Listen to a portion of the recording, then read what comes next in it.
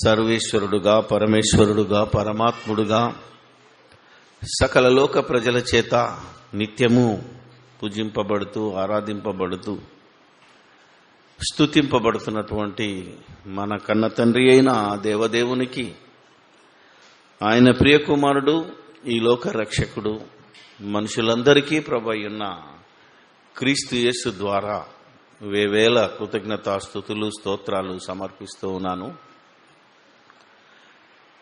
ప్రభువైన క్రీస్తు యొక్క రక్తములో కడగబడి ఆయన రాజ్యానికి వారసులుగా, వారధులుగా ఉండడానికి పిలువబడి,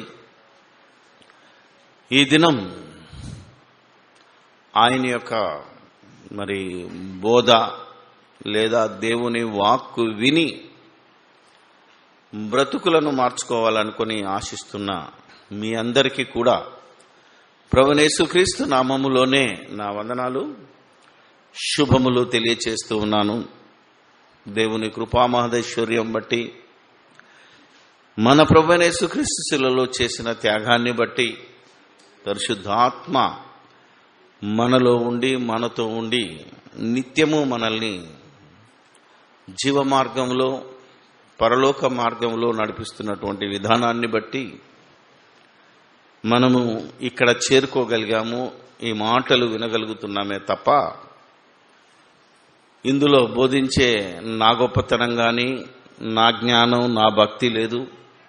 అలాగే వింటున్న మీ భక్తి క్రియలను బట్టి కాదు. ఇది దేవుని ఉచితమైన అనాది సంకల్పం అని గుర్తెరిగి అందరము కలిసి ఒకరినొకరు తగ్గించుకొని, ఒకరినొకరు హెచ్చించుకుంటూ, ఏ ఒక్కరూ ఒకరి ఎడల అతిశయపడకుండా, విమర్శించుకోకుండా, భక్తి, వినయం, విధేయత, సాత్వికముతో ఈ రాజ్యాన్ని విస్తరించాలని ప్రతిసారి గుర్తు చేస్తూ ఉన్నాను. ఈసారి కూడా మనం గుర్తుంచుకొని మన ఆత్మలను, అనేక మంది ఆత్మలను రక్షించే ఈ శక్తి గల వాక్యమును సాత్వికముతో అంగీకరించాలి, గ్రహించాలి. ఆ తర్వాత దాన్ని ప్రకటించాలి, దాని ప్రకారంగా ప్రవర్తించాలి. ఇది దేవోక్తి, ఇది దేవుని మాట. కాబట్టి ప్రియమైన దేవుని పిల్లలారా, దేవుని యొక్క చిత్తాన్ని, దేవుని సంకల్పాన్ని, దేవుని ఉద్దేశాన్ని, సమస్తాన్ని మనము గ్రహించి, ఈ లోకంలో మనుషులమైన మనం మనుషులుగా నిలబడి మానవత్వంలో నుండి దేవత్వంలోనికి మార్పు చెందాలి అని దేవుడు చేస్తున్న హెచ్చరికలన్నిటినీ మనం ఒక్కొక్కటి జ్ఞాపకం చేసుకుంటూ, ఈరోజు పూజార్హుడెవరు అనే అంశం మీద మనం మాట్లాడుకుందాం. ఉదయకాలంన ఆన్లైన్లో కూడా ఈ సంగతిని అనేక మందికి చెప్పడం జరిగింది. ఈ లోకంలో ఉన్న మనం ఎవరిని పూజించాలి, ఎలా పూజించాలి, ఎవరిని ఆరాధించాలి, ఎవరిని స్తుతించాలి అనేది మన ముందున్న ప్రధాన సమస్య. ఎందుకంటే ఈరోజు మనుషుల్లో వ్యక్తి పూజ ఎక్కువైపోయింది. చాలామంది క్రైస్తవేతరులలో బాబాలు, గురువులు, పూజారులు, లేకపోతే ముల్లాలు మొదలైన ఇమాములు, వాళ్ళను వదిలేస్తే క్రైస్తవులలో వ్యక్తి పూజ మహాభయంకరంగా మారిపోయి, వ్యక్తిని బట్టి మనుషులు సంఘాలుగా, గ్రూపులుగా విడిపోయి ఆ వ్యక్తులను ఊరేగించటం, ఆరాధించటం, పొగడడం, వారికి పాదాభివందనం చేయడం, అంటే నమస్కారం చేయడం, దండలేసి దండం పెట్టడం అనేది విపరీతంగా పెరిగిపోయింది ఈరోజు.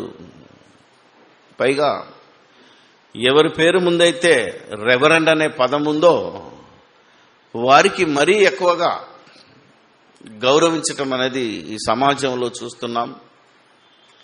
ఇంతకీ ఎవరు పూజ్యనీయుడు, ఎవరిని మనం పూజించాలి లేదా ఎవరిని మనం పూజించకూడదు అనే అంశాలు మన విశ్వాసానికి, మన పరలోక ప్రయాణానికి, మన బ్రతుకుకు అతి ప్రాముఖ్యమైనవి గనుక మనం ఆలోచించాలి ఈరోజు. ఎందుకంటే పూజ్యనీయుడు, పూజింపదగినవాడు, ఆరాధనీయుడు, కీర్తనీయుడు ఎవరో తెలియక ఈరోజు మనుషులనే కాక దాదాపు 95% పాటలు కూడా యేసుక్రీస్తును పూజించి ఆరాధించి మరి స్తుతించే విధంగా పాటలు ఎక్కువైపోయినాయి. అందుకే మనం పాట పాడినా, మాట్లాడినా, సువార్తను ప్రకటించినా, ప్రార్థన చేసినా, ఆలోచించండి, ఏం చేసినా ఎవరిని మనం స్తుతించాలి, ఎవరిని మనం పూజించాలి, ఎవరిని మనం మహిమపరచాలి అనేదే మనం ఆలోచించుకోవాల్సిన విషయం కనుక దేవుని వాక్యం తరతరముల నుండి మరి క్రీస్తు యేసే ముఖ్యమైన మూలరాయి అన్న సందర్భంలో చెప్పాను.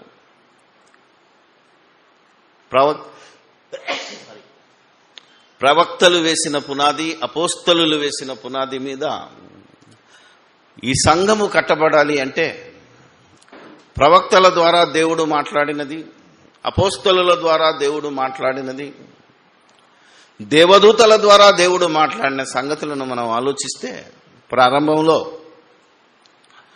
ఎవరైతే మోషే ద్వారా ధర్మశాస్త్రము రాసిచ్చేంత వరకు దేవుడు ఆయా సందర్భాల్లో ఆయా వ్యక్తుల ద్వారా, మరి నీతిమంతులు తనకిష్టమైన వ్యక్తుల ద్వారా దేవుడు మాట్లాడినట్టు మనం చూడగలం. అలా దేవుడు మాట్లాడే సందర్భాలు, ఆ మాటలు విన్న కొందరు దూరంగా ఉన్నా, దేవుడి మాటలు వినలేని వారు, అందని వారు ప్రకృతిని చూసి ఆ ప్రకృతికి భయపడి దాన్నే పూజించటం ప్రారంభించారు. ఒక ఉరుము ఉరిమిందంటే అమ్మో ఇదేదో శక్తి అని ఉరుమును పొగడం, ఒక వర్షం పడిందంటే వర్షాన్ని దేవుడుగా, వరదలు వచ్చినాయంటే వరదలను, అడవి భీకరంగా కనబడితే అడవినే ఒక దేవతగా, దేవుడుగా, ఇలా మనిషిని భయపెట్టిన, మనిషిని ఆశ్చర్యానికి గురి చేసిన ప్రతి దాన్ని పూజించటమో, ఆరాధించటమో, కొలవటమో చేయటం ప్రారంభించుకున్నాడు. అలా వచ్చిస్తున్న ఈ యొక్క ప్రకృతి ఆరాధన లేదా సకల చరాచర జీవరాశుల ఆరాధన, పూజ ఎక్కువడం మూలాన దేవుడు తన కుమారుడు, తన మరి ఇష్టానుసారుడైన మనుషుడైన మోషే గారి ద్వారా ఇశ్రాయేలులకు ధర్మశాస్త్రాన్ని ఇస్తూ, ఎందుకంటే అప్పటికే ఐగుప్తులో భయంకరమైన విగ్రహారాధన, ఆ విగ్రహారాధనకు అలవాటు పడి వాళ్లతో కలిసి దేవునికి దూరమైన ఆనాటి ఇశ్రాయేలుల బ్రతుకును మార్చడానికి ఆలోచించండి. అబ్రహాముకి ఇచ్చిన వాగ్దానాన్ని బట్టి ఇశ్రాయేలులను తన పిల్లలుగా ఎంచుకోవడానికి, మార్చటానికి దేవుడు ధర్మశాస్త్రాన్ని ఇస్తూ, మరి నిర్గమాకాండంలో 10 ఆజ్ఞలు ఇచ్చినప్పుడు అదే 10 ఆజ్ఞలు మళ్ళీ ద్వితీయోపదేశ కాండంలో రిపీట్ చేస్తున్నప్పుడు ఎలా ఉన్నాయో ఒకసారి మనం ఆలోచిద్దాం. ద్వితీయోపదేశ కాండము 5వ అధ్యాయము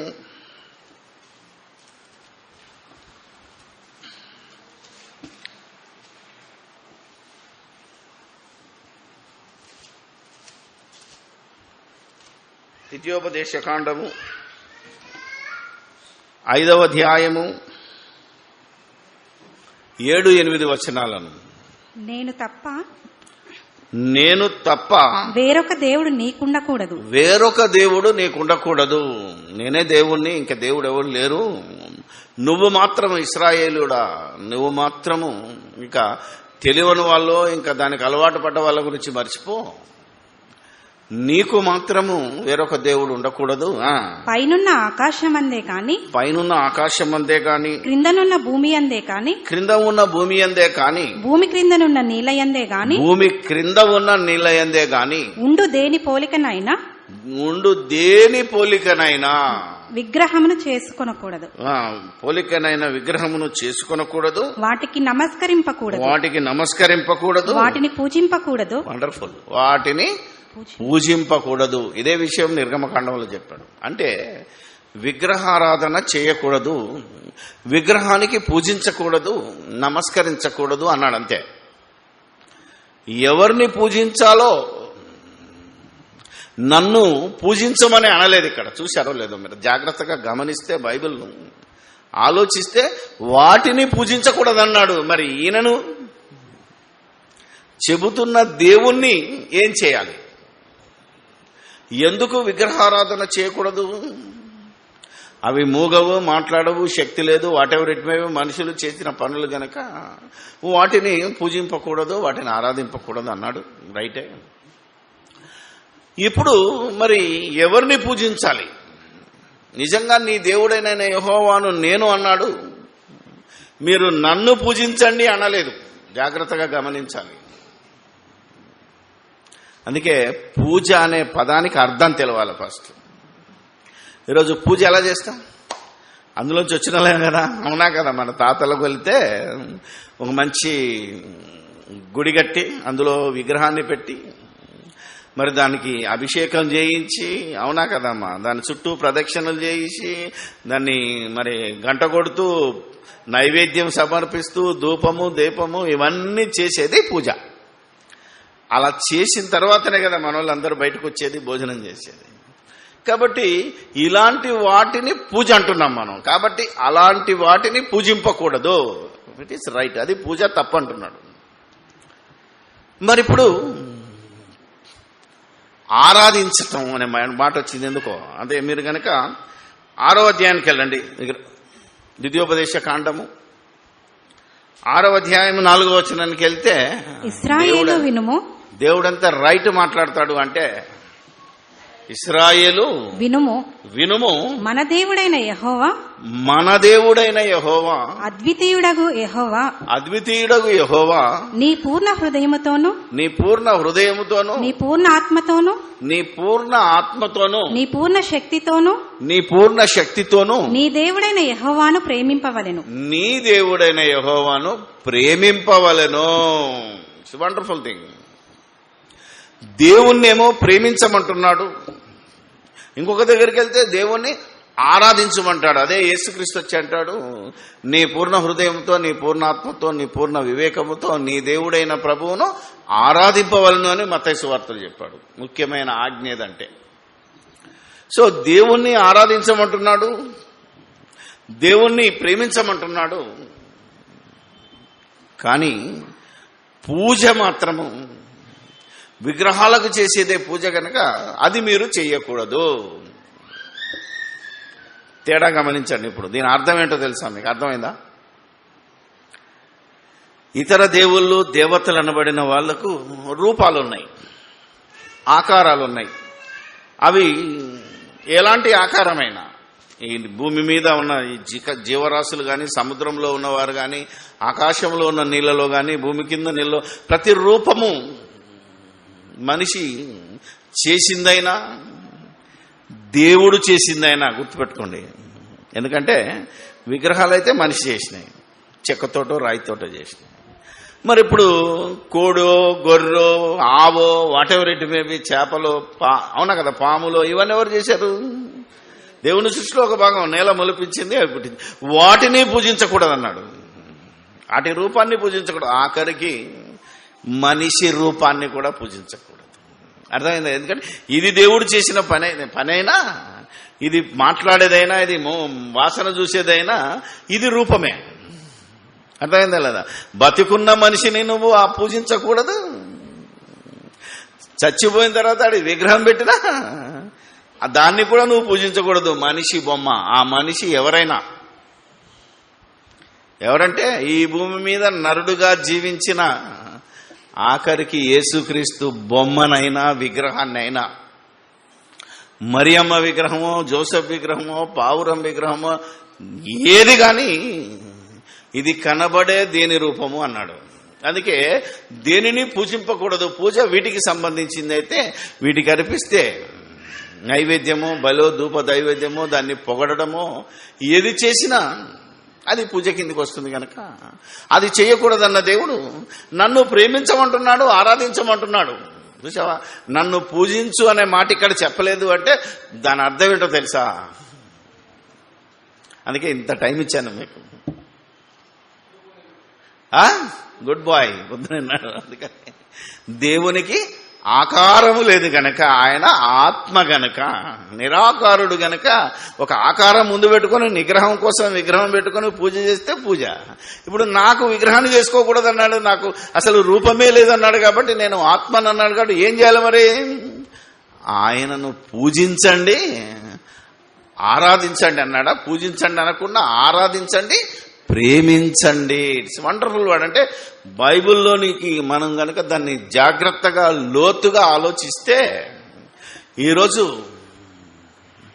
మనుషులకు ఈ మహాజ్ఞానం అందక, ఇటు క్రైస్తవులకు అందక, అటు క్రైస్తవేతరులకు అందక దేవుడు ఎలాంటి స్థితిలో ఉన్నాడో ఆలోచిస్తే కేవలం ఒక ప్లేస్కు బందీ అయిపోయాడు.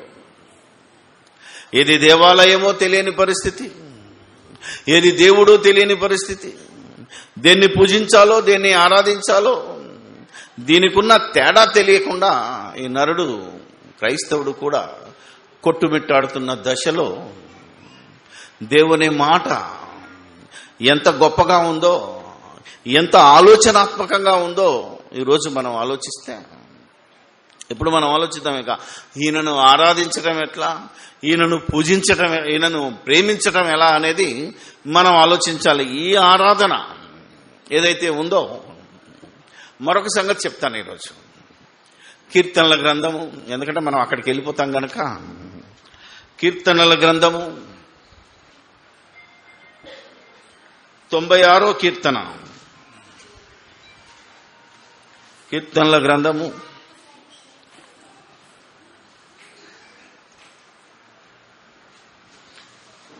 96 నుంచి 96వ అధ్యాయం 1 నుంచి 9 వచనాలలో మొదటి వచనం గనక మనం ఆలోచిస్తే, యెహోవా మీద కొత్త కీర్తన పాడుడి, యెహోవా మీద కొత్త కీర్తన పాడుడి, సర్వభూజనులారా సర్వభూజనులారా యెహోవా మీద పాడుడి, యెహోవా మీద పాడుడి, యెహోవా మీద పాడుడి, యెహోవా మీద పాడుడి, ఆయన నామమును స్తుతించుడి, ఆయన నామమును స్తుతించుడి. ఆయన ఎలా ఉంటాడో తెలియదు గనక ఆయన నామాన్ని మీరు ప్రకటిస్తే, పాత నిబంధన గుర్తుపెట్టుకోండి, ఇది పాత నిబంధన. అప్పుడు దేవునికి పేరు యెహోవా, వాళ్ళు పెట్టుకున్న పేరు. ఒరిజినల్ గా దేవుడు చెప్పిన పేరేంటిది? నేను ఉన్నవాడని అన్నాడే తప్ప ఈవెన్ యెహోవా అనేది కూడా దేవుని పేరు కాదు. వాళ్ళ సౌలభ్యం కోసం అందులో ఉన్న అక్షరాలన్నింటినీ కలిపి యావే అనే పేరు పెట్టుకున్నారు. ఇది తెలియని ఈరోజు మనం ఇంకా యెహోవా పేరు మీదనే, ఎందుకంటే నూతన నిబంధనలలోకి వచ్చిన తర్వాత దేవుడు అందరికీ దేవుడు. పాత నిబంధనలో కేవలము ఇశ్రాయేలులకు మాత్రమే దేవుడుగా ఉన్నాడు కాబట్టి నేను యెహోవాని అన్నాడు. ఇప్పుడు కూడా నువ్వు యెహోవాయే దేవుడు అంటే అన్యులు ఏమంటారు తెలుసా? మీ దేవుడు మాకొద్దు, ఎందుకంటే ఆయన ఇశ్రాయేలుల దేవుడు. మరి ఇప్పుడు దేవుడెవరు? దేవుడే. లేకపోతే దేవునికి పేరేంటిది? తండ్రి. అర్థమైందా? ఆయన అందరికీ తండ్రి, అందరికీ దేవుడు. ఇక మీ దేవుడు మా దేవుడు ఈ ప్రశ్నే లేదు, ఈ ప్రసక్తే లేదు. ఎట్టి పరిస్థితుల్లో మనం మాట్లాడదు మన దేవుడు, లేదా చేత కాకపోతే మన దేవుడు అను. మీ దేవుడు మంచోడు కాడు, మా దేవుడు గొప్పోడు అనే మాట ప్రయోగించినా మనం తప్పు చేసిన వాళ్ళం అవుతాము, శిక్షార్హులం అవుతాము. అందుకే దేవుని గురించి మాట్లాడుతూ పాత నిబంధనలో దేవుని నామాన్ని, ఆయన చేసిన కార్యక్రమాలన్నింటి మీద మీరు పాటలు పాడండి, స్తుతించండి, ప్రకటించండి అనే మాటను చెప్పుకుంటూ వచ్చి 4వ వచనంలో యెహోవా మహత్యము గలవాడు, యెహోవా మహాత్యము గలవాడు, ఆయన అధిక స్తోత్రము పొందతగినవాడు, అధిక స్తోత్రము పొందదగినవాడు, సమస్త దేవతల కంటేను సమస్త దేవతల కంటేను ఆయన పూజనీయుడు. ఆయన పూజనీయుడు. ఈరోజు దేవతలు ఉన్నారు, దేవతలు అనబడినవి చాలా ఉన్నాయి. అవన్నిటికంటే గొప్పవాడు, వాటన్నిటికంటే పూజింపదగిన వాడు. పూజ్యనీయుడు అంటే పూజార్హుడు అంటే పూజింపదగినవాడు, పూజ చేయాలి. వీళ్ళకు వేస్ట్ పూజ, ఈయనకు పూజించవచ్చు అనే మాటను భక్తుడు చెప్పాడు. ఆలోచించండి. ఇది ఖచ్చితంగా మామూలుగా మాట్లాడుతున్నాడు, ఆయనకంటే ఈయన గొప్పడు కాబట్టి ఈయన దగ్గరికి వెళ్ళాలి తప్ప ఈయన దగ్గరికి ఏంటి అనే మాటను బట్టి ఆయన పూజింపదగిన వాడే. కానీ ఎలా పూజించాలి మళ్ళా మొదట చెప్పాడు. పూజ అనేది విగ్రహాలకు చేస్తారు కనుక నిరాకారుడైన దేవుణ్ణి ఆరాధించాలి అనే మాటను మనం గుర్తుపెట్టుకోవాలి. అలాగే కింద ఏమంటాడంటే నమస్కారం కూడా ఆయనకే చేయాలి. మోకరించాల్సిన నువ్వు ఏది చేసినా దేవుని ముందు చేయాలి. ఇదే యెషయా గ్రంథంలో ఈ మాట ఉంటుంది. యెషయా గ్రంథం 45వ అధ్యాయం. నువ్వు మోకాలు లూనేది ఎవరి ముందు మోకరించాలి, ఎవరి ముందు మోకరించి ప్రార్థన చేయాలో తెలుసా? 11 వచనం 45, 11, 12. ఇశ్రాయేలు పరిశుద్ధ దేవుడకు సృష్టికర్త అయిన యెహోవా ఈ మాట సెలవిచ్చుచున్నాడు. అమ్మా 45 కదా, ఒక్క నిమిషం. రైట్ 45, 21. మీ ప్రమాణ వాక్యములు నా సన్నిధిని తెలియచేయడి, జనులు కూడుకొని ఆలోచన చేసుకొనుగాక. పూర్వకాలము మొదలుకొని ఆ కార్యమును తెలియచేసిన వాడెవడు? చాలా కాలం క్రిందట దాన్ని ప్రకటించిన వాడెవడు? యెహోవానగు నేనే కదా, నేను తప్ప వేరొక దేవుడు లేడు. నేను నీతిపరుడనగు దేవుడను, రక్షించేవాడను నేనే తప్ప మరి ఏ దేవుడును లేడు. భూదిగంతముల నివాసులారా నా వైపు చూచి రక్షణ పొందుడి. దేవుడను నేనే, మరి ఏ దేవుడను లేడు. నా ఎదుట ప్రతి మోకాలు వంగుననియు, వంగుననియు ప్రతి నాలుకయు నా తోడని ప్రమాణము చేయననియు నేను నా పేరట ప్రమాణం చేసి ఉన్నాను. నీతిగల నా నోట మాట బయలుదేరినది, అది వ్యర్థము కానేరదు. అదే విషయాన్ని పౌలు రాస్తాడు. ఏమని? ప్రతి వాని మోకాలు యేసు నామములో దేవుని ముందు వంగాలి. అంటే మనము మోకరించినా, మనము స్తుతించినా, మనము పాడినా, మనం ఏది చేసినా దేవుణ్ణి స్తుతించాలి, దేవుణ్ణి మహిమపరచాలి, దేవుణ్ణి ఆరాధించాలి, దేవుణ్ణి మరి ప్రేమించాలి అనే మాటను మనం గమనిస్తున్నాం గనక యెహోవా దేవుడు నిజంగా పూజనీయుడు. అతన్ని పూజించే విధానము ఆరాధన, స్తుతి అంతే. ఎందుకంటే అతడు విగ్రహం కాదు గనక, అతడు బొమ్మ కాదు గనక, అతనికి ఆకారం లేదు గనక అనే మాటను చెబుతూ 111 ఇప్పుడు మనం ఆలోచించే విషయం చూపిస్తాను. 111 కీర్తనల గ్రంథము 111. It's wonderful thing. కీర్తనల గ్రంథము 111వ అధ్యాయము 9వ వచనం. ఆయన తన ప్రజలకు విమోచనము కలగచేయువాడు. దేవుడు తన ప్రజలకు విమోచనము కలగచేయువాడు. తన నిబంధన ఆయన నిత్యంగా ఉండ నిర్ణయించువాడు. ఆయన నిత్యముగా ఉండ నిర్ణయించినవాడు. ఆయన నామము పరిశుద్ధమైనది, పూజింపదగినది. ఇక్కడ కూడా దేవుని నామము, దేవుని యొక్క పేరు లేదా నామము అంటే ఆయన ఉనికి, ఆయన లక్షణాలు, ఆయన గుణలక్షణాలు పూజింపదగినవి.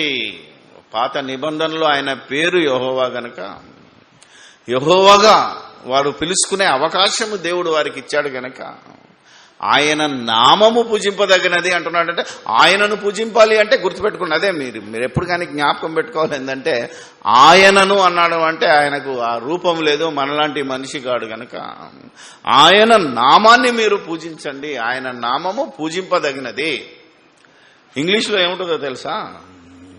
His name is Holi and reverend అని ఉంటుంది. అంటే కేవలము దేవుని నామం ఒక్కటే పూజింపదగినది అంటే జెహోవా అనే పేరు ముందు లేదా యెహోవా అనే పేరు ముందు నువ్వు రెవరెండ్ అని తొలగించాలి.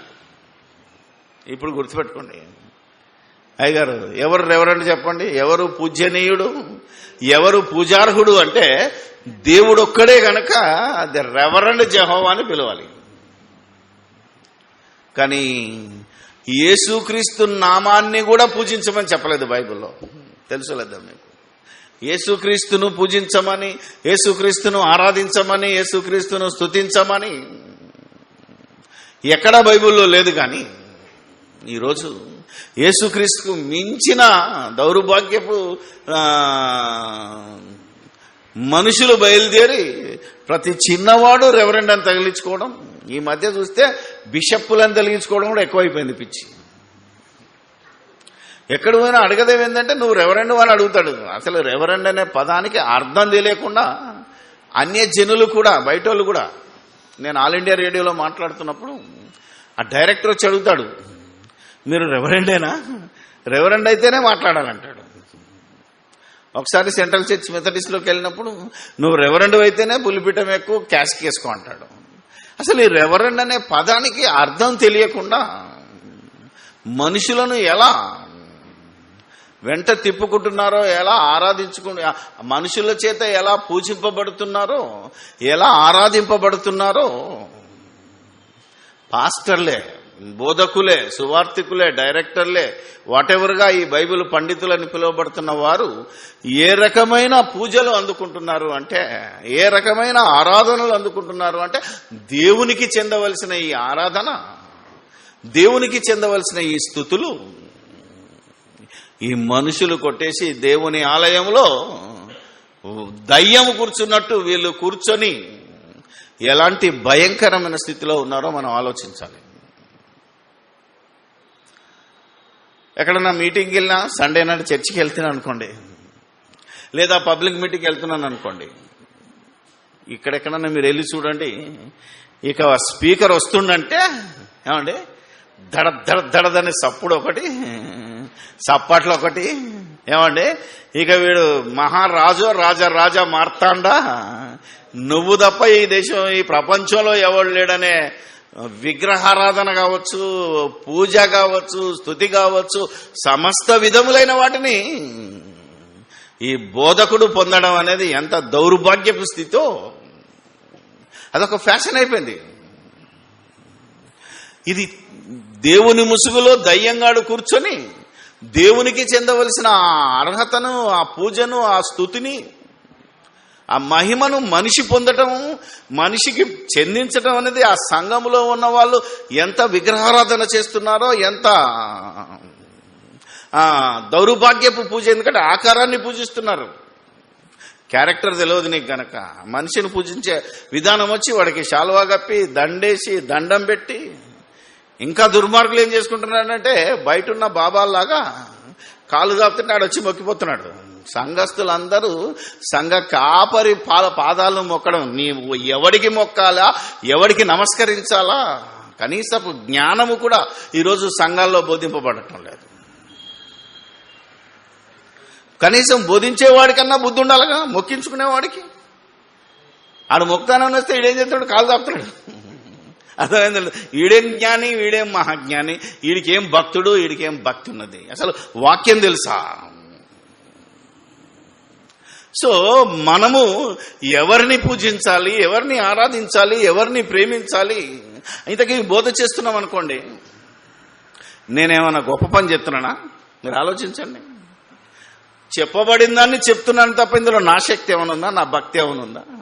ఆల్రెడీ వ్రాయబడిన మాటలు మీకు చెప్తున్నాను. అది నా విషయం వదిలేయండి. ఈ బోధకులు ఎవడైతే ఉన్నాడో వాడు పుణ్యానికి ఏం చెప్పట్లేదు కదా. ఏమండి, ఛార్జీలు ఇస్తున్నారు, హోటల్లో బుక్ చేస్తున్నారు, తిండి పెడుతున్నారు, ఆడు మాట్లాడినందుకు లక్షలు ఇస్తున్నారు. ఇంకా వీనికి ఈ పూజ ఎందుకు, ఈ ఆరాధన ఎందుకు, ఈ సన్మానం ఎందుకు? కూలికి బోధ చేసేవాడు ఇంత ఇతనంటే ఇది ఎంతటి విగ్రహారాధన, ఎంతటి పూజ, ఎంతటి ఆరాధన, ఎంతటి ఇది ఈ వ్యక్తులు పొందుతున్నారో, వ్యక్తులను సంఘస్థులు ఆరాధిస్తున్నారో మనం ఆలోచించాలి. రోజు మనుషులు అయ్యుండి కేవలము వాక్యాన్ని బోధిస్తూ చెప్పబడిన దాన్ని బోధించడం పెద్ద గొప్ప కాదు. నువ్వు కష్టపడితే, నువ్వు బోధిస్తే నీకు పరలోకం దొరుకుతుంది. తెలుసుకోలేదని ఆలోచించాలి. నీ కోసం నువ్వు పరలోకం కోసం నువ్వు చేస్తూ ఇవన్నిటినీ ప్రజలకు అలవాటు చేసి ఈరోజు ఆ భక్తుని పేరు చెప్తేనే వాళ్ళకేదో మోక్షం వచ్చే, పరలోకం వెళ్ళే దశకి వెళ్ళిపోయారు. అర్థమైందా లేదా? ఒక్కొక్కడు ప్రజలిచ్చిన డబ్బును తీసుకొని చర్చి కట్టో, కాలేజీ కట్టో, టెంపుల్ కట్టో. ఇది చూసారా మీరు? ఈ టెంపుల్ చూడకపోతే మీ బ్రతుకే వేస్ట్ అంటున్నాడు. ఎవడు సొమ్మిది? ఏమండి, సైకిల్ మీద వచ్చేటోడు 30, 40, 50, 100 కోట్లు పెట్టి ఒక చర్చి కట్టాడంటే ఇది ప్రజల సొమ్ము, దేవుని సొమ్ము. నీకెందుకు ఈ ఆరాధన? నీకెందుకు ఈ పేరు? నువ్వు విగ్రహారాధనలో పడిపోతున్నావు సోదరా, సోదరి, జాగ్రత్త. ఇప్పుడు బోధించేవాడికి కనీసం జ్ఞానం ఉండాలి. ఎలాంటి జ్ఞానం అంటే ప్రాక్టికల్గా మనం ఆలోచించాలి. అందుకే ఎవడు దండం పెడతానన్నా, అర్థమైందా లేదా? ఆలోచించగలిగితే ఎవడు చప్పట్లు కొడతానన్నా, మీరు చప్పట్లు కొడితే నాకు శ్రమ అంటాను నేను, మీరు పొగిడితే నాకు శ్రమ. ఈరోజు కీబోర్డు కొట్టేవాడికి పాపం వాడికేం తెలుసు, జిజి జిజి జిజి అని సౌండ్ ఇస్తుంటే ఒరే బాబు ఆపరా అంటాను నేను. నువ్వు ఆపితేనే స్టేజ్ ఎక్కుతాను. ఎందుకంటే అలా కొట్టించుకోవడం అలవాటైంది వాడికి. తెలియదు, మ్యూజిక్ వాయించేవాడికి కూడా తెలియదు. ప్రార్థన చేస్తుంటే మళ్ళీ కీబోర్డు వాయిస్తాడు. షటప్ అంటాను నేను. ఎందుకంటే ప్రార్థన దేవునికి వినబడాలి, ప్రజలకు వినబడాలి. అప్పుడు కానీ వాళ్ళు ఆమెను అనాలి. వీడు ఆమెను అనకుండా నువ్వు కీబోర్డు వాయించినవు అనుకో, ఎంత అన్యాయం, ఎంత అక్రమం. ఇంత సింపుల్ థింగ్స్ కూడా బోధించలేక, హెచ్చరించలేక సంఘ వ్యవస్థ ఎలా కూలిపోతుంది, ఎలా ఈరోజు క్రీస్తు రాజ్యం నిర్వీర్యమైపోతున్నది. జీవం గల దేవుని సంఘము ఎలాంటి ఆచార వ్యవహారాలకు లోనై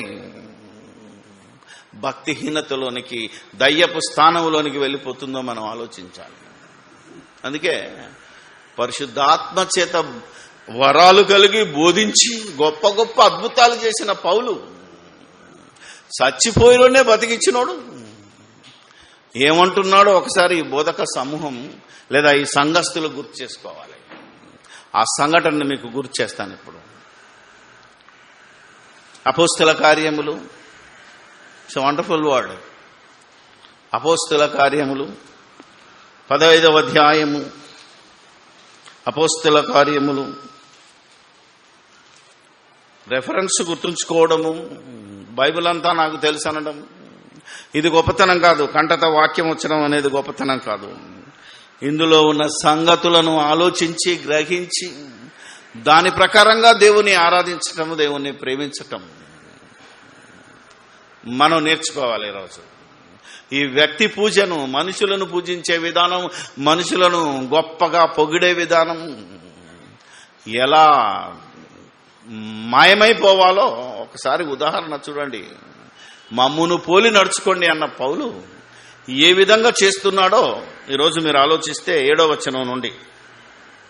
సహోదరులారా, అమ్మా 14 15 కదా, 14 7వ వచనం.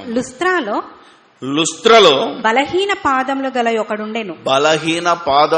ఒకడుండెను. అతడు పుట్టినది మొదలుకొని కుంటివాడై ఉన్నాడు. ఎన్నడూ నడవలేక కూర్చుండువాడు. మొత్తం పుట్టినప్పటి నుంచి అలాంట. ఏమంటున్నాడు?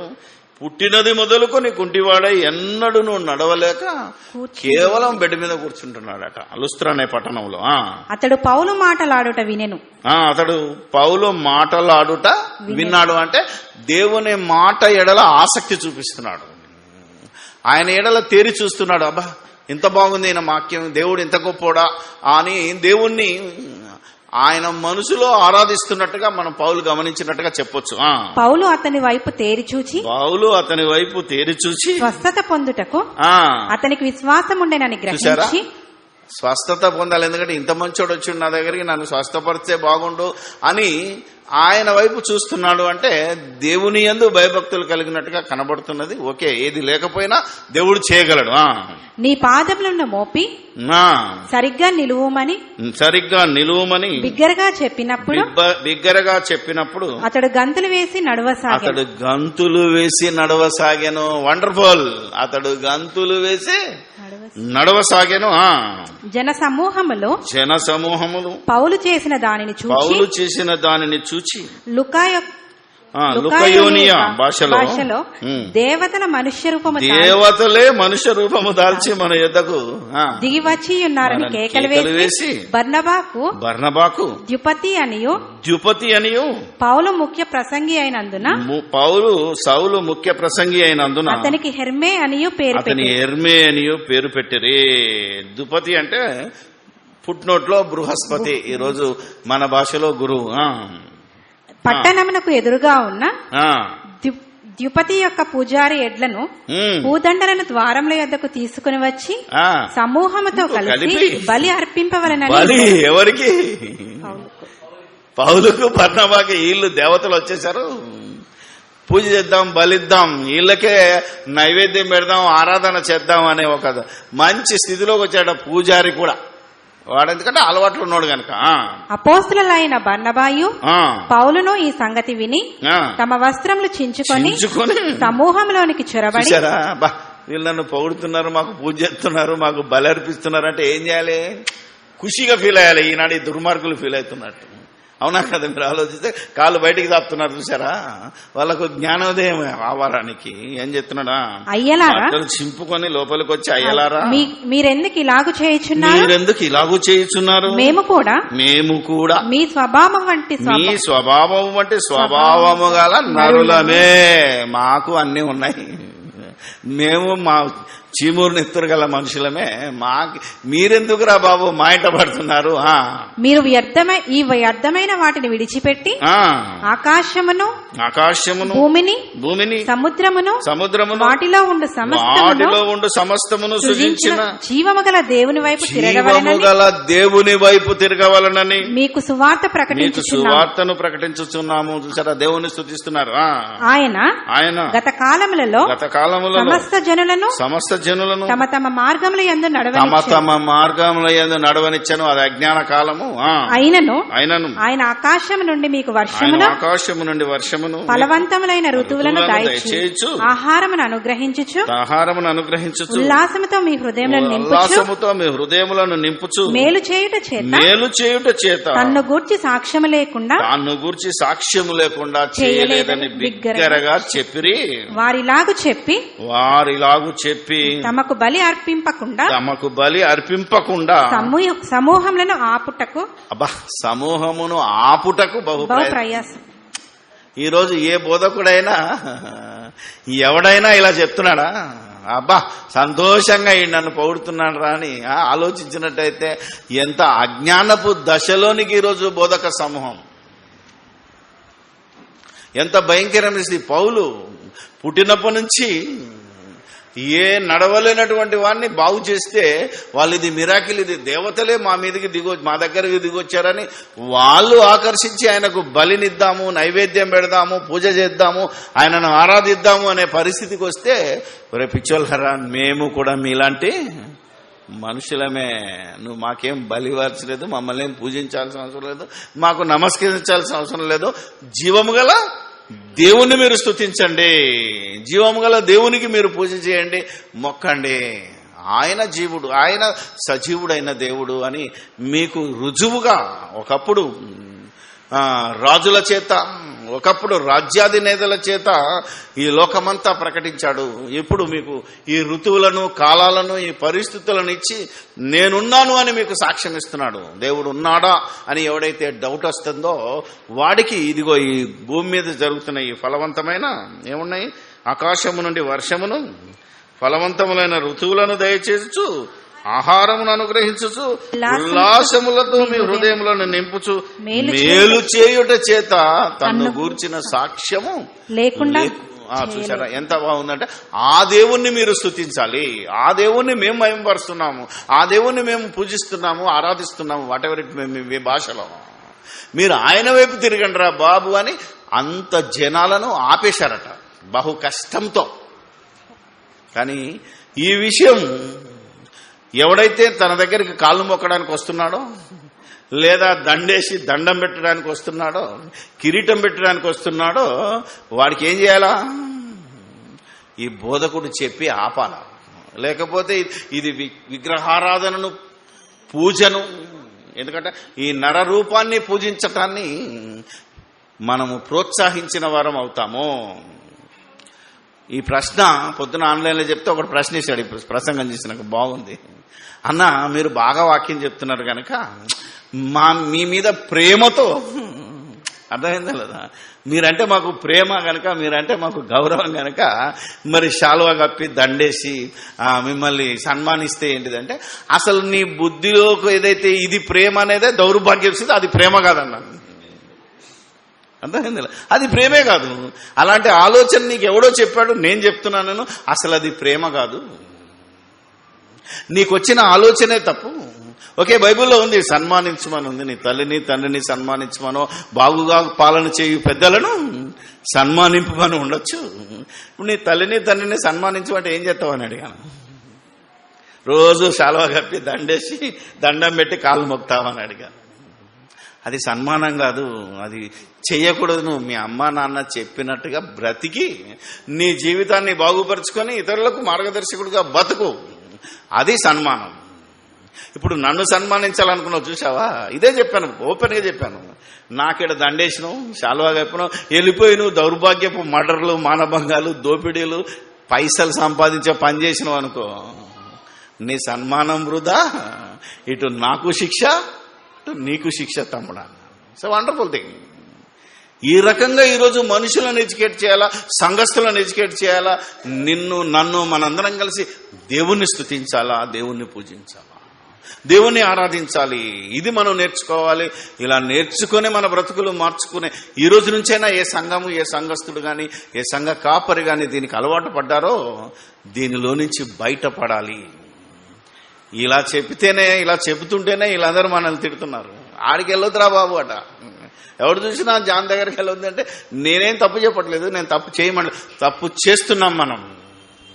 దానిలో నుంచి మనం బయటపడాలి అందరం ఏదో ఒక రీతిగా. అందుకే ఎంత గొప్ప మాట దేవుడు, మీరు దేనిని పూజింపకూడదు, దేనిని ఆరాధింపకూడదు, ఆయన నామము తప్ప దేనిని మనం, కనీసం ఆ కాలంలో ఆయన నామం. ఈ రోజైతే ఆయన లక్షణాల ప్రకారంగా బ్రతకడం, అది చెప్తాను తర్వాత. ఇప్పుడు ఒకసారి ఒక మంచి మాట గుర్తుకొచ్చింది. దానియేలు గ్రంథం, దానియేలులో మనకు గుర్తొచ్చేటాయన దానియేలు, షడ్రకు, మెషకు, అబేద్నెగోలు, వాళ్ళని గురించి ఎంత గొప్ప సాక్ష్యం రాయబడి ఉందో. వారిని గురించి ఆ దేశపు రాజు నెబుకద్నెజర్, బబులోను సామ్రాజ్యం అంటే ఈ ప్రపంచాలను పరిపాలించిన మహా సామ్రాజ్యం అది. ఆయన పరిపాలన లోకమంతటా ఉన్నదంటే అప్పటికి మన ఈ యొక్క భరత ఖండం, అప్పుడు ఇది జంబూ ద్వీపం, భారతదేశం కాదు.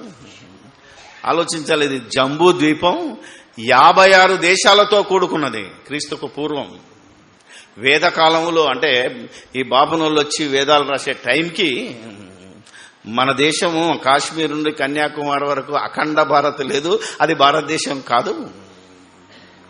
చాలా మంది ఎస్తేర్ గ్రంథంలో చెప్తుంటారు కానీ హిందూ దేశం అనే పేరుంది, కానీ అప్పుడున్న హిందూ దేశం ఎంతటితో తెలుసా, సింధు నది పరివాహక ప్రాంతం ఏదైతే ఉందో, ఆర్యులు ఏ ప్రాంతంలో అయితే జీవించారో ఆ దేశం మాత్రమే తప్ప మన కన్యాకుమారి వరకు అంతా హిందూ దేశం కాదు, గుర్తుపెట్టుకోండి.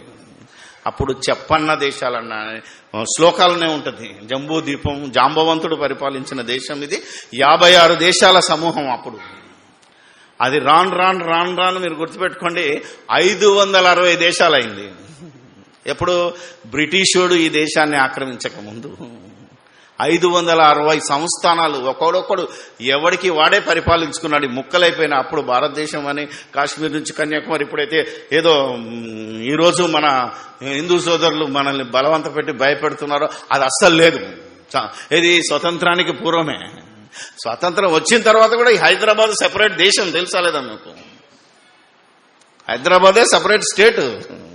ఇంకెక్కడ కాశ్మీర్ నుండి కన్యాకుమారి వరకు చరిత్ర ఆలోచిద్దాం. అందుకనే ఇవన్నీ 56 దేశాలతో కూడిన ఈ యొక్క జంబూ ద్వీపం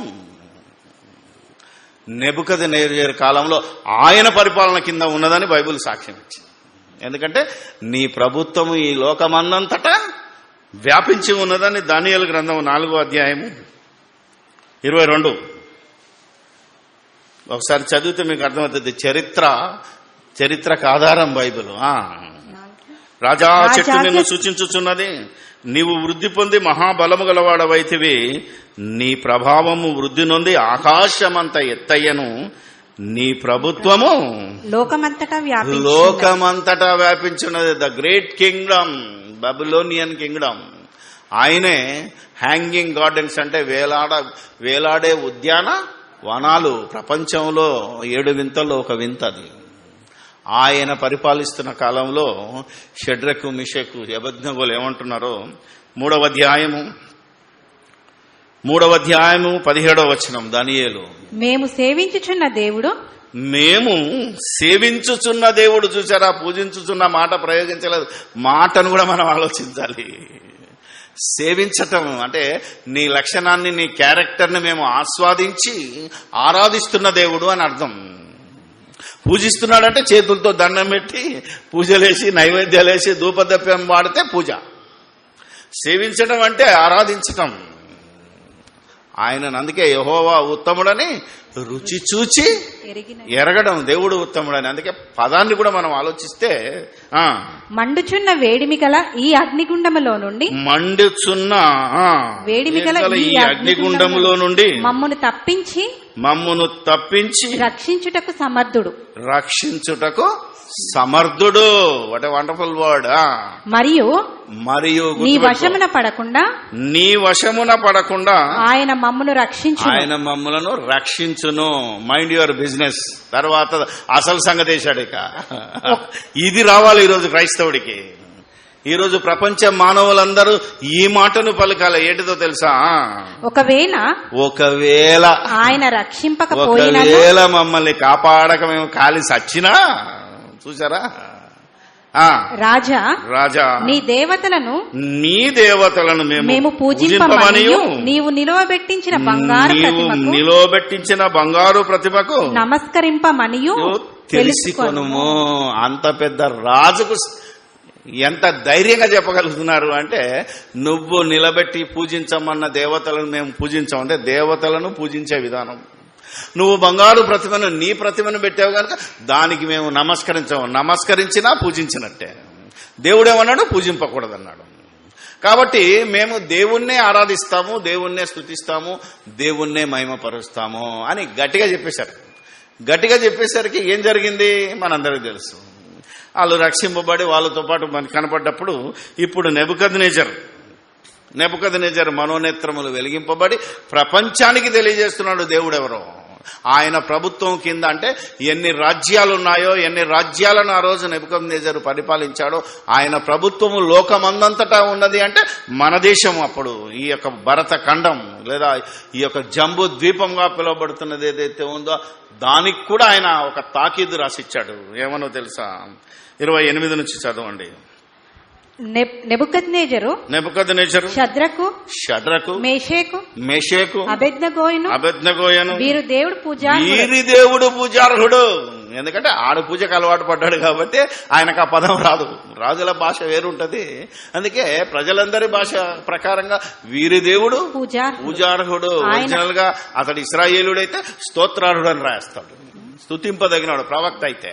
కాబట్టి రాజు తాకీదు ఎలా ఉన్నదంటే నిజంగా పూజార్హుడు ఆయన తన దూత నంపి తనను ఆశ్రయించిన దాసులను రక్షించను. వారు తమ దేవునికి కాక మరి ఏ దేవునికి నమస్కరింపకయు ఏ దేవుని సేవింపకయు ఉండుమని తమ దేహములను అప్పగించి రాజు యొక్క ఆజ్ఞను వ్యర్థపరిచిరి. కాగా నేనొక శాసనమును నియమించుచున్నాను. ఏదనగా ఇవ్విధముగా రక్షించుటకు సమర్థుడగు దేవుడు కాక మరి ఏ దేవుడు లేడు. ఆయనే ఉపర్వాల. ఆ రోజు ఆ పదం లేదు, మనకు ఆ పదం. ఆయనే సర్వేశ్వరుడు, ఆయనే పరమాత్ముడు, ఆయనే జీవం గల దేవుడు, ఆయనే అందరికీ తండ్రి అయిన దేవుడు. ఆయన సమర్థుడు కాగా ఏ జనులలో గాని రాష్ట్రములో కానీ. రాష్ట్రము అనే పదం హిందీలోకి వెళ్తే దేశం, రాష్ట్ర అంటే ఒక దేశ భాష. ఇప్పుడు రాష్ట్రపతి అని ఉంటుంది చూసారా, అంటే దేశానికి అధ్యక్షుడు ఆయన. సో రాష్ట్రంలో గాని ఏ భాష మాట్లాడు, ఏ భాష అంటే నువ్వు తెలుగోడివా, తమిళోడివా, నువ్వు ఆనాడు హీబ్రువా, గ్రీకా, ఏదైనా ఎవడివైనా సరే. షడ్రకు మేషకు అబేద్నెగోయు అను వారి దేవుని ఎవడు దూషించునో వాడు తుత్తులుగా చేయబడును. వాని ఇల్లు ఎప్పుడును పెంట కుప్పగా ఉండునను. వండర్ఫుల్. చూసావు, బలం ఉన్నోడిది, బడుతున్నోడిదే రాజ్యం. అందుకే వాడు పవర్ లో ఉండేమన్నాడు తెలుసా, ఈ దేవుణ్ణి గనక దూషిస్తే, పూజింపకపోయినా పర్వాలేదు, ఆరాధించకపోయినా పర్వాలేదు, నువ్వు దూషిస్తే అని నరకేండి అన్నాడు. ఆ నిల్లు పెంట కుప్పగా చేసి పరేస్తానన్నాడంటే ఎంత గొప్ప మాట ఉందో దాన్ని కాపీ కొట్టిన మనోళ్ళు ఇప్పుడు అర్థమైందా లేదా? ఇప్పుడు పవర్లో ఎవడున్నాడు?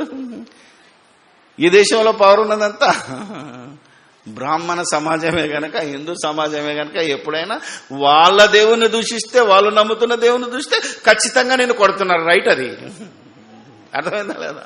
నువ్వు దూషించకూడదనే చట్టం ఎందుకు వచ్చింది? వేరే దేవుడు కాదని నువ్వు కనుక ఒక మాట మాట్లాడితే నీకు 7 సంవత్సరాల కఠిన పవర్ ఆడది చట్టం చేశాడు. చూసారా, శిక్షార్హుడు ఈడైతే నరుకుతానన్నాడు నెబుకద్నెజరు, నరికి పారేయండి అన్నాడు. చూసారా, ఆయన ఇచ్చిన సాక్ష్యం. ఇంత గొప్ప రాజ్యాధినేత ఈ దేవుడు పూజార్హుడు అన్నాడే తప్ప దానియేలును పూజించండి, లేకపోతే వాళ్ళను పూజించండి, దేవదూతలను పూజించండి అనే మాటలేదు. తప్పకుండా దేవుణ్ణే పూజించాలి. ఆయనే పూజార్హుడు, ఆయనే ఆరాధనకు పాత్రుడు, ఆయనే స్తుతి పాత్రుడు. అది దేవుడు. ఆలోచించాలి. మరి ఈరోజు ఈ పాటలన్నిటినీ అర్థమని చేసుకుంటే, మన పాటలు ఏవైతే ఉన్నాయో 95% పాటలన్నీ ఎవరున్నాయంటే యేసుక్రీస్తును స్తుతిస్తూ, యేసుక్రీస్తును పూజించేటట్టు, యేసుక్రీస్తును మొక్కుమనో, ఆయన మోకాల్లో ఉంచుమనో పాటలే ఉన్నాయి తప్ప దేవునిని గురించి గానం చేసే పాటలు చాలా అరుదుగా ఉన్నాయండి. అందుకే ఈవెన్ ఆంధ్ర క్రైస్తవ కీర్తనలు ఎంత బాగున్నా కొన్ని చోట్ల తప్పుంటే మనం కరెక్ట్ చేసి, మొన్న ఆంధ్ర క్రైస్తవ కీర్తనలే ఎందుకు మనం క్యాసెట్ తీసామో మీరు గుర్తుపెట్టుకోండి. ఎందుకంటే అందులో ఎక్కువగా దేవునిని గురించి గానము చేసి దేవుణ్ణి స్తుతించేదే. ఆలోచిస్తే మరి యేసు ప్రభు దేవునంతటి వాడు, ఒకప్పుడు దేవుడై ఉన్నాడు. ఆయన శరీరంలో మొత్తము దేవత్వమే ఉన్నది కదా, ఆయనను పూజించొద్దా అని అడిగేవాళ్ళు ఉన్నారు. ఆయనేమన్నాడో తెలుసా? ఆయనే శరీరధారి అయి ఉండి ఏమన్నాడో తెలుసా? మత్తయి రాసిన సువార్త ఆయన చెప్పిన దాన్ని కూడా కాదనే స్థితికి వెళ్ళిపోయారు వీళ్ళు. 22వ అధ్యాయము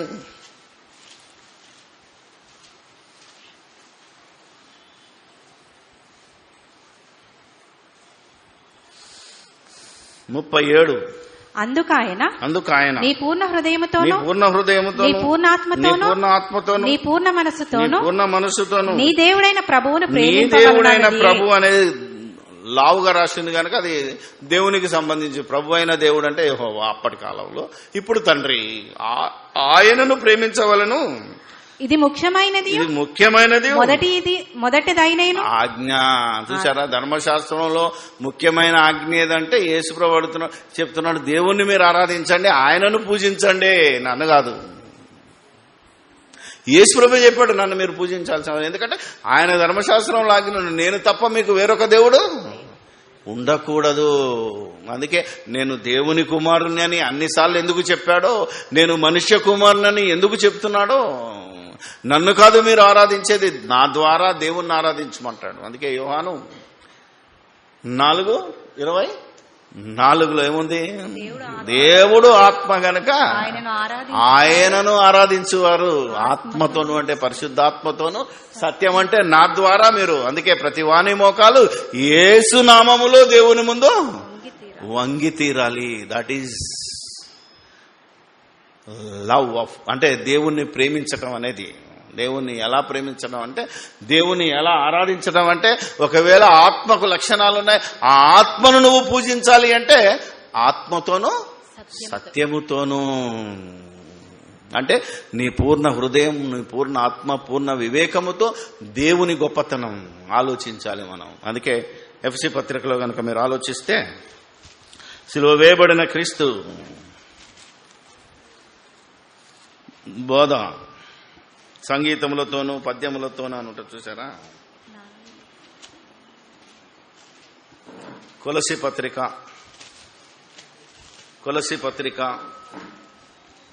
3:16 సంగీతములతోనూ కీర్తనలతోనూ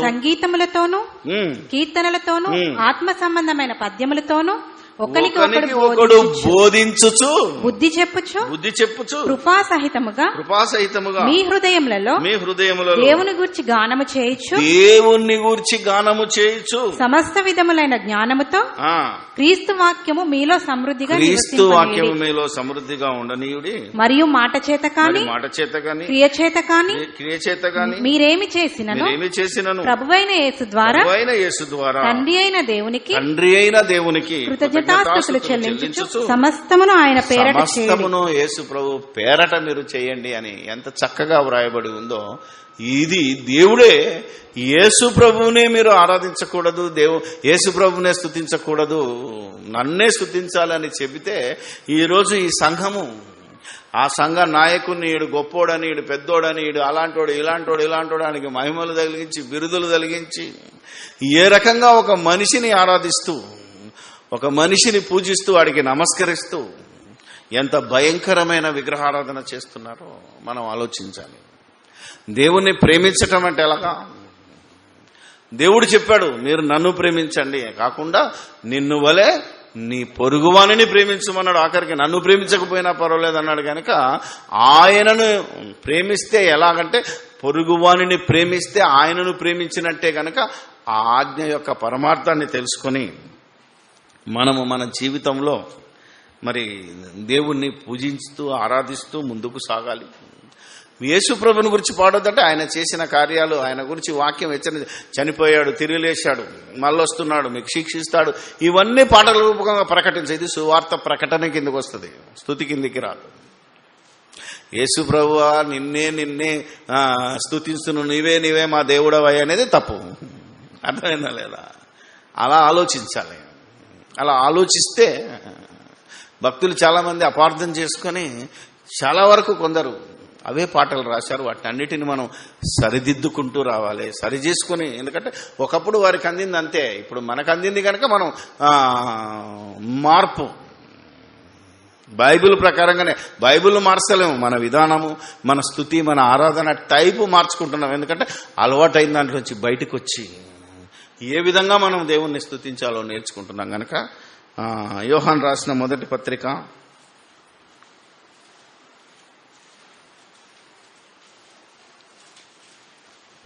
5వ అధ్యాయము 1-3 యేసే క్రీస్తయ్యున్నాడని నమ్ము ప్రతివాడును దేవుని మూలముగా పుట్టి ఉన్నాడంటే, బాప్తిసం తీసుకున్నాడు, ఆత్మ మూలముగా నీటి మూలముగా జన్మించున్నాడు ఎవడైతే ఉన్నాడో అతడు యేసే క్రీస్తయ్యున్నాడని నమ్మాలి. యేసే యెహోవాని నమ్మడానికి వీల్లేదు. యేసే ఎప్పుడైతే ఆయన ఈ లోకానికి వచ్చిండో ఆయనకు యేసు పేరు పెట్టారు. ఆ తర్వాత ఆయన క్రీస్తు అయ్యాడు. ఆయనకు క్రీస్తు అనే అభిషక్తుడు అనే నామము తగిలించబడింది కనుక యేసే క్రీస్తు అయ్యాడు. కాబట్టి క్రీస్తు ఆయనే యేసుక్రీస్తు తప్ప దేవుడు యేసుక్రీస్తుగా రాలేదు. దేవుడే యేసుక్రీస్తే దేవుడని మీరు నమ్మితే నువ్వు తిరిగి జన్మించిన వాడవు కావు. ఆలోచించండి మీరు. దేవుని మూలంగా పుట్టడం అంటే ఆత్మ మూలంగా నీటి మూలంగా జన్మించిన వాడు. పుట్టించిన వారిని ప్రేమించి ప్రతివాడును పుట్టించిన వారిని ప్రేమించు ప్రతివాడును ఆయన మూలంగా పుట్టిన వారిని ప్రేమించును. వండర్ఫుల్. మనల్ని పుట్టించిన వారిని ప్రేమిస్తే ఆయన మూలంగా ఇంకెంతమంది పుట్టారో వాళ్ళను మనం ప్రేమిస్తాం. క్వశ్చనే లేదు. ఎందుకంటే దేవుడెవరో తెలిస్తే, జీవుడెవరో మనకు తెలుస్తుంది కనుక, మన పొరుగువాడెవరో మనకు తెలుస్తుంది కనుక ఖచ్చితంగా మనం వాడిని ప్రేమించగలము. మనము దేవుని ప్రేమించుచు ఆయన ఆజ్ఞలను నెరవేర్చువారమైతిమా దేవుని పిల్లలను ప్రేమించుచున్నామని దాని వలననే ఎరుగుదుము. మనం ఆయన ఆజ్ఞలను గైకొనుటయే దేవుని ప్రేమించుట. అబ్బా, ఇప్పుడు నీ దేవుడనే యెహోవాను పూర్ణ హృదయంతో పూర్ణ మనస్సుతో ప్రేమించమన్నాడు అంటే విగ్రహారాధన చేయకూడదు అనే మాట. నువ్వు విగ్రహారాధన చేయకపోతే దేవుణ్ణి ప్రేమించినట్టే. తిట్టినోన్ని తిట్టకపోతే దేవుణ్ణి ప్రేమించినట్టు, ఆరాధించినట్టు. కొట్టినోన్ని కొట్టకపోతే దేవుణ్ణి ప్రేమించినట్టు, దేవుణ్ణి ఆరాధించినట్టు. ఆలోచించండి మీరు. అలాగా ఆయన ఆజ్ఞలు, ఆయన మాటలు ఏవైతే ఉన్నాయో వాటి ప్రకారంగా జీవించటము దేవుణ్ణి ఆరాధించటము, దేవుణ్ణి స్తుతించటము, దేవుణ్ణి మహిమపరచటము లేదా దేవుణ్ణి పూజించటం. మన పాత భాషలో అయితే పూజించటానికి విగ్రహం కాదు కనుక పూజ అనే పదం ఒకవేళ వాళ్ళకి తీసేస్తే మనం ఆరాధన, ప్రేమ అనాలి, స్తుతి అనాలి. కాబట్టి ఈ రకంగా మనం ఆలోచిస్తే ఎంత గొప్ప సంగతిని ఈరోజు క్రైస్తవులు మర్చిపోతున్నారు. క్రైస్తవేతరులకు మనం గుర్తు చేయవలసిన వారమై ఉండగా మనమే ఈ విగ్రహారాధన చేస్తే ఎంత దారుణం. ఏముందండి పెద్దోళ్ళు కదా అన్నాం అనుకోండి, అది నీ సొంత జ్ఞానం అవుతుంది. వాళ్ళు కూడా అంటారు, మరి విగ్రహాన్ని ఎందుకు పూజిస్తున్నావంటే నిగ్రహం కోసం పెట్టుకున్నావయ్యా, అది దేవుడు కాదని మాకు కూడా తెలుసు. అర్థమైందా లేదా? మొన్న ఒకడు అంటాడు, మా అబ్బాయిని హాస్టల్లో జాయిన్ చేయమని పోతే మంచి పండితుడు, హిందూ పండితుడు, ఆయన ఇంటర్వ్యూ తీసుకుంటున్నాడు. మీరెవరంటే క్రిస్టియన్ అంటే చూడండి. ఇక వాదనలోకి దిగాడు. సార్ మీరు నమ్మరు, కాకపోతే మేము జస్ట్ నిగ్రహం కోసం పెట్టుకున్నాం, మాకు అది రాయి అని తెలుసు. అర్థమైంది లేదా? డైరెక్ట్గా చెప్పాడు.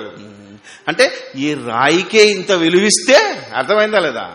ఆలోచించాలి మీరు. ఆయన మాట్లాడిన మాట, మేము ఈ రాయికే ఇంత విలువిస్తే అసలు దేవుని ఎంత విలువ ఇవ్వాలనేది నేర్పడానికి ఇది ప్రారంభం సార్ అన్నాడు, ఇది బేసిక్ సార్ అన్నాడు. కానీ బేసికే ఫైనల్ అయిపోయింది. అందుకే బేసిక్నే కొట్టాడు దేవుడు. అది మనం చెప్పాలి. అర్థమైంది లేదు? అందుకే నీ సొంత జ్ఞానం ఉపయోగించి ఏదో అలవాటు పడదాకా అంటే అదే అలవాటు అయిపోతుంది. అంతేనా? ఏముందిలో ఒక్క పెగ్గే కదా అని తీసుకుంటే బాటిల్ దాకా వెళ్ళిపోతుంది. అందుకే ముందులో కట్, టోటల్ కట్ చేశాడు. అందుకే దేవుడు. ఇలా మనం ఆలోచించాలి. ఆలోచించగలిగితే నీ భక్తి, నీ విశ్వాసం, మనకున్న ఈ ఆధిక్యత, దేవుడు మనంబడి పడి మనకు కూడా మనం ఆయనను మహిమపరిస్తే ఆయన మనల్ని మహిమపరిచి. చూసారా? యేసుక్రీస్తును మహిమపరచాలంటే ఆయనను ప్రకటించాలి. ఆయన గొప్పతనం, ఆయన త్యాగము గురించి మనం చెప్పగలిగితే, ఆయన కూడా అన్నాడు, తండ్రి నీ ఎదుట నాకు ఏ మహిమ అవుతుందో అది ఇవ్వండి అంటే, నేను పని చేశాను కనుక దేవుడు మహిమపరుస్తాడు. మనం యేసుక్రీస్తు పని చేస్తే యేసు మనల్ని మహిమపరిచాడు, యేసును దేవుడు మహిమపరిచాడు.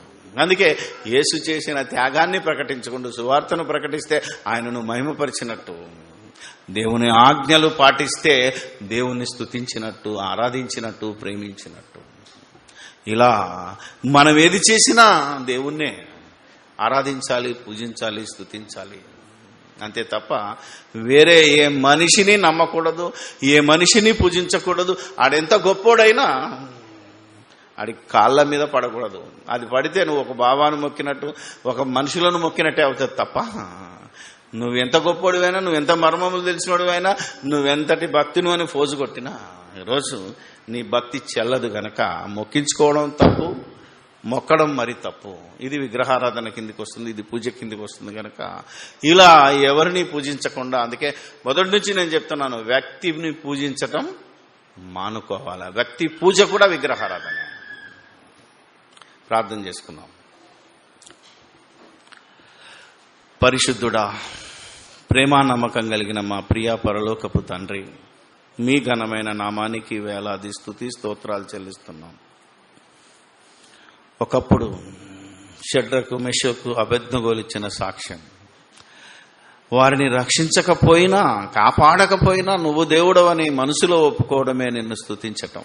కానీ ఈరోజు మాకు రోగం బాగైతేనే, మాకు ఇది కలిగితేనే అది కలిగితేనే నమ్ముతున్నాము, స్తుతిస్తున్నాము, కృతజ్ఞత కూటం పెడుతున్నామన్న క్రైస్తవుల మనోనేత్రము వెలిగించమని ప్రార్థన చేస్తున్నాను.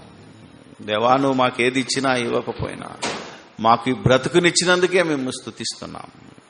రోగం వచ్చినా పర్వాలేదు, రోగం బాగా కాకపోయినా పర్వాలేదు, ఉద్యోగం వచ్చినా రాకున్నా, పెళ్ళైనా కాకున్నా, పిల్లలు పుట్టినా పుట్టకపోయినా, పుట్టినోళ్ళు చచ్చిపోయినా, ఏదైనా సరే నాయన, ఏ విధంగానైనా నువ్వు గొప్పవాడివి, నువ్వే దేవుడవు అనే విశ్వాసంలోనికి ఈరోజు భూమి మీద ఉన్న సంఘాలుగా చెప్పబడుతున్న నీ సంఘము ఎదగలుగునట్లు సహాయము దయచేయమని, శోధనను సహించుటకు, బాధలను తట్టుకొనుటకు కూడా మీ ఆత్మ సహాయాన్ని ఇవ్వమని ప్రార్థన చేస్తున్నాం.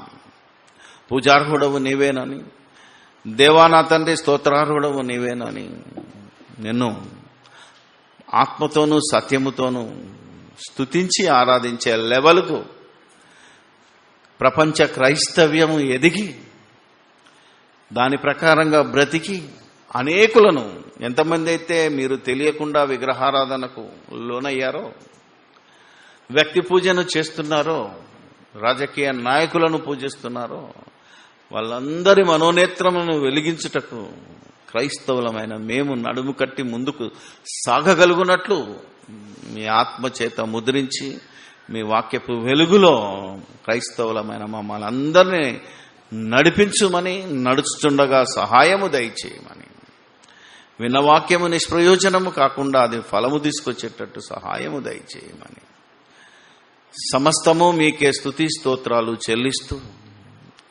ఈరోజు విన్న వాక్యము ప్రతి వ్యక్తి ఆత్మ విమర్శన చేసుకొని మమ్మల్ని మేము పరీక్షించుకొని మా విశ్వాసాన్ని సరిచేసుకునే భాగ్యమే ఇవ్వమని, ఎదురు తిరిగితే వారిని మరి నీ చేతికి అప్పగిస్తూ మేము మళ్ళీ కలుసుకునేంత వరకు దేవా మీకే స్తుతి స్తోత్రాలు చెల్లిస్తూ మా ప్రభువైన యేసుక్రీస్తు పేరట ఈ ప్రార్థన మీకు సమర్పిస్తున్నాము. మా పరమ